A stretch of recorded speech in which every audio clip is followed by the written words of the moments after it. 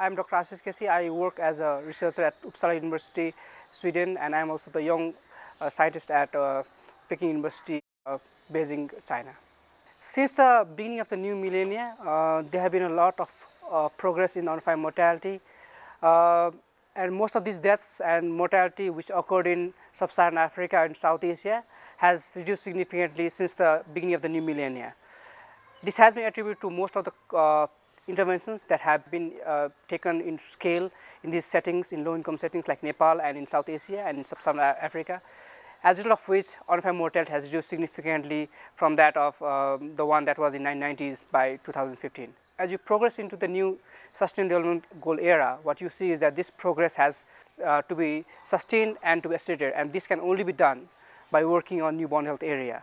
So working on newborn health, this area within first 20 days of life, is vital to ensure that the infant mortality is sustained, and then we achieve the SDG goal for reducing infant mortality as well as newborn mortality. So as a result of which, newborn health has been a priority global agenda for most of the countries as well as stakeholders. Government agencies as well as non-government sectors are now focusing on newborn health, and especially on newborn health research agenda. Non-government agencies, academia, UN agencies are now working towards a coherent approach in using a three-pronged strategies for helping Ministry of Health, Government in Nepal as well as different sectors. And these prongs can be categorized based on working on the programs at scale. They are providing support to the government agency to implement programs so that these programs are run effectively and sustainably in hospitals, in common settings. The second area of work they are commissioning is on advocacy work, on which they are advocating for newborn health, for allocation of budgets and investment from the governments, both local, provincial as well as the central government. And the third area of work that have been now commissioned, and which is a new area of work, is area on research on implementing new interventions and innovations and technologies. These three areas have been coherently been applied, not only at national level but also at community as well as at the local level by the non-government sectors and by different agencies.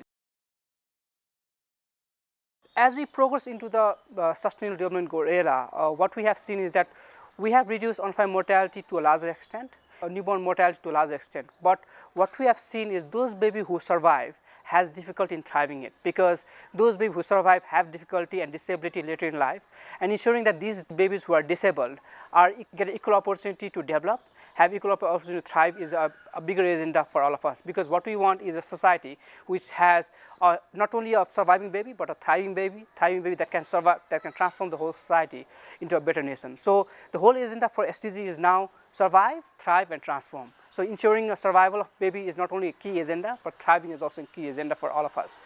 So non-government agencies are now focusing on newborn health, and also that newborn health of these babies not to survive, but also to ensure that these babies thrive well, so that these babies can transform the society as a whole. So the non-government agencies are now working to ensure that this agenda of change for ensuring babies who require more support to thrive well have been working coherently, so that they have early childhood development in process, so that these babies who have difficulties in life at the beginning of their birth have a better development opportunity as well as better life later in life. Thank you very much.